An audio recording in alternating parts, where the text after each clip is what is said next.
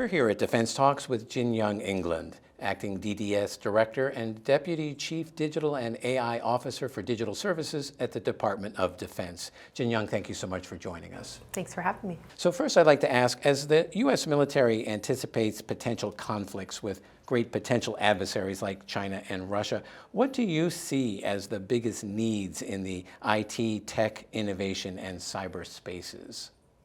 Well, I would say the one common thread in all of those areas is the people element, so talent. The one thing that America has in our back pocket that our adversaries don't have, because their ideologies actually serve as a stumbling block, is access to a diverse technical talent pool. Now, in a lot of ways, we, meaning DoD, we can also be our own stumbling block in terms of being able to recruit, hire, and retain that diverse technical talent. But that is absolutely something that is to our competitive advantage in this space that our adversaries will never be able to surmount against.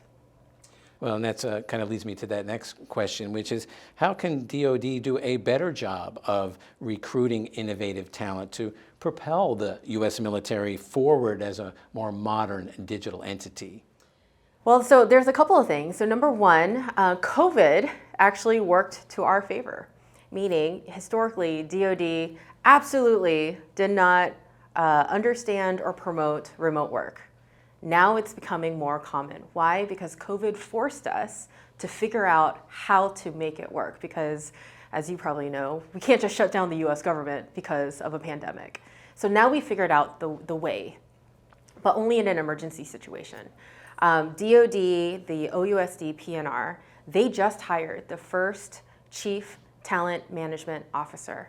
Within CDAO, we are applying what we call bureaucracy hacking skills to find the ways in which my team, the Defense Digital Service, we being the first digital talent management pilot in DoD, taking all the best practices of how we recruit from industry, how we have improved the hiring process, and also the work-life integration methodologies that we've employed within our own team to now scale across DoD.